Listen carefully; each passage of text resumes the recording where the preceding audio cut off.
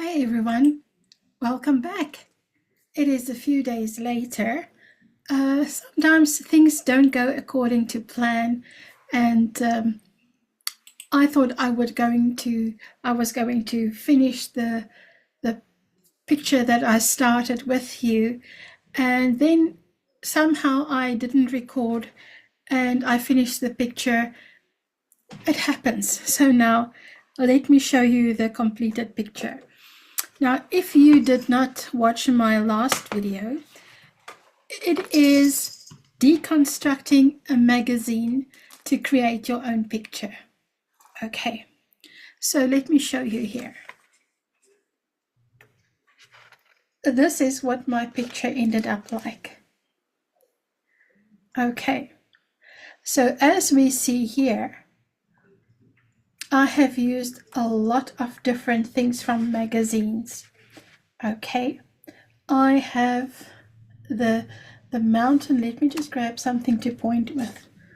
Okay, the mountain and the sunset, that brightness there, was from two different magazines. The tree was from a different magazine, and I managed to capture just the right light in the evening to be able to use that picture on the same picture to make it this one united picture. Okay, the middle ground here was from a different picture, and then this scene from the table with the chairs.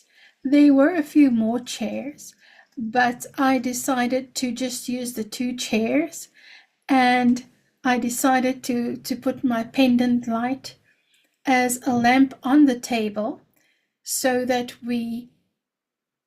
maybe it was going to be an afternoon tea or an evening tea as the sun was setting, and that would just be some ambient lighting there. I also have got the extra vase that I've put here just to give it some extra interest. Now, if you look here, the wall behind the table is a little bit darker, and I would most probably cut this picture down here. So not necessarily keeping this pale green. I do like the pale green for the wall color. And then this here, also this piece that I found here in a magazine was fantastic because it had the shadow underneath and it had the lighter spaces in front. So you can see that even if you are not able to paint or able to draw or able to do anything like that, don't think that you can't create something. This is from pieces of paper. I glued every piece of paper, and these are from magazines, so you can cut, you can manipulate. It is like old school Photoshop, if I can call it like that. Okay, so now that is a very, very interesting method to use. And I also did another one here. This was the one with the atmospheric sky and the bridge, walking from, or you're standing under the bridge. Now you can see I didn't even cut everything out to make a picture yet. All of these, the trees, the clouds, the concrete bridge, all of these are different pieces that I found in a magazine. And I constructed this picture. These walking stones was in a garden, like a courtyard garden, and these stones were all the very bland cement color, the gray color. So I used my watercolor pencils to enhance the color. Over here also, these greener shrubs over here, I actually also put some of the sunlight because of the time of day falling on this here. So I also added that beautiful yellow hue. And now if you look here, This was in an advert where they advertised a car, and it was on a road, and it was kicking up dust. But look at that. The dust, it basically forms the same shadows as the trees.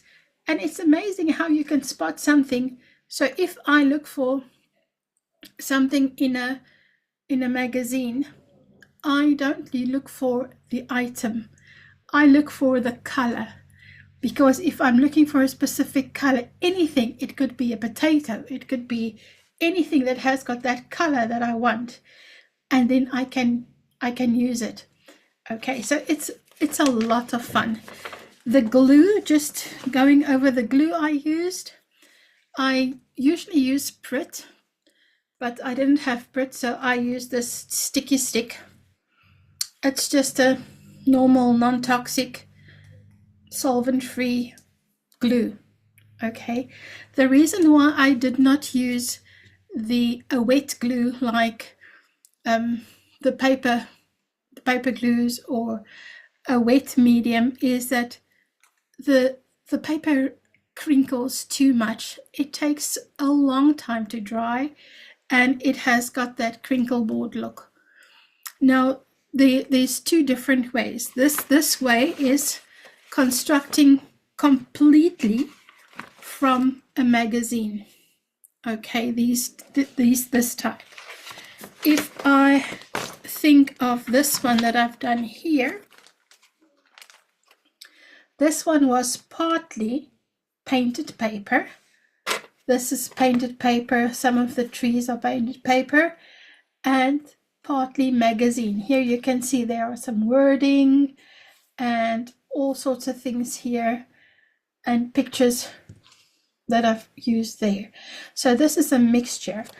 Or if you only want to do painted paper, then something like this one over here, it is fantastic. It is only made from paper that I painted and ripped and constructed. And that is my all-time favorite one, that one. Now let me discuss something else with you. How do you keep your papers organized? I did touch on it in the previous video, and I really suggest that you get a flip file. I hope that you get them in your country. If you look at this, it is just like a binder. Let me show you. We've got some clear pages here. It is just a binder with these plastic sleeves. It's like a book with all these plastic sleeves, and it is just open on the top, so you can slide it in. And this is A4. Okay. Now, all my papers that I use for collaging or that I use for painted paper constructing, I put them in here. What I also try to do is to keep them color-coded. It makes it so much easier, especially if I know that I'm looking for a specific color. Okay, the front page here, you can see has got a few interesting things. Okay, not necessarily in a specific, but if we look here, the color, that browny color, here we have got all sorts of colors. I keep it together in the colors. Like this is purple and green and pink. Those are yellows. So if I know that I'm looking for, say for instance, a green, I will go and have a look at my green page. What do I have that is green? Okay, I have got more than one section because this flip file has got 50 sachets or sleeves where you can put stuff in. It's fantastic. So you can see here, there are some scraps from magazines in here, and my painted papers are in here. So this is a very good way of keeping everything together. And what you can do, if this is so full that it doesn't want to close anymore, you can just put a ribbon around it or an elastic just to keep it closed.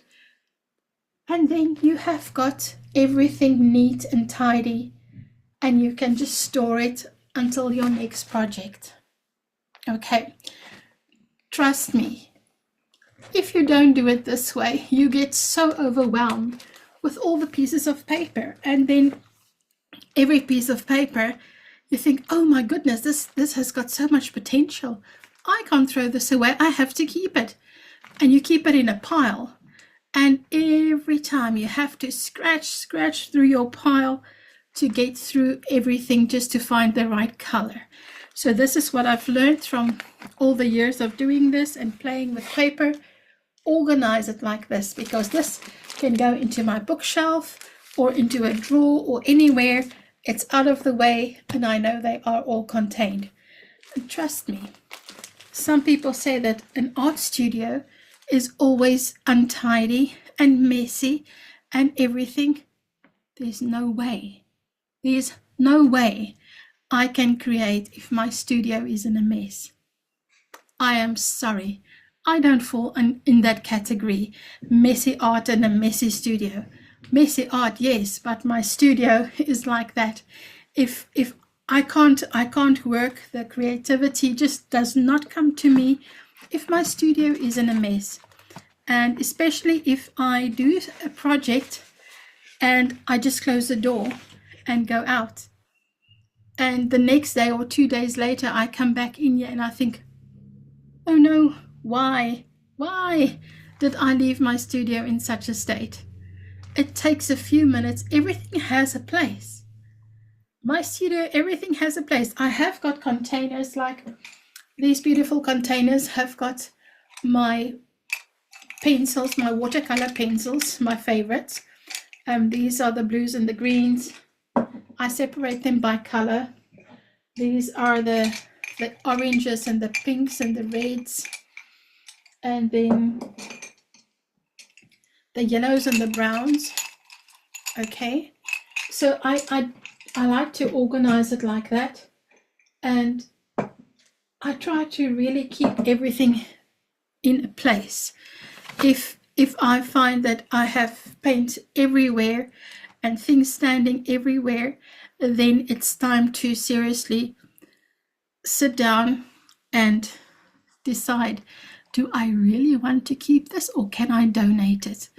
And it's such a nice feeling. I've donated 2 boxes of art supplies and art stuff to someone, and she works with the community and the young kids, and it's amazing to see how much fun they had with the paint and the old paint brushes that I can't really use for my paintings anymore, but they are still fine for a young child or a student to paint with.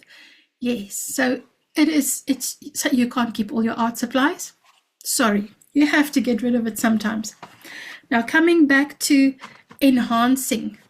If you want to enhance your pictures that you have made, then you can enhance it with watercolor, gouache, watercolor pencils, normal pencils, ink pens, or even, upside down, oil pastels.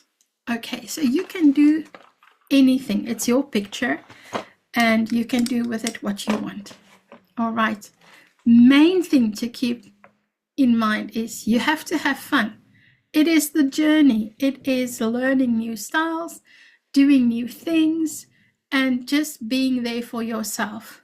Okay. I see Floof is asleep again. She was up earlier. Floofy, thank you for joining us. Okay. Oh, we have some movement there. It's not just a ball of fluff. All right. Thank you so much for coming to the studio. And in my next video, I would like to share all the sea turtles with you that we painted in the series Under the Same Sky. And I think it would be absolutely fantastic to watch. Thank you so much for being here. I will see you soon. Bye.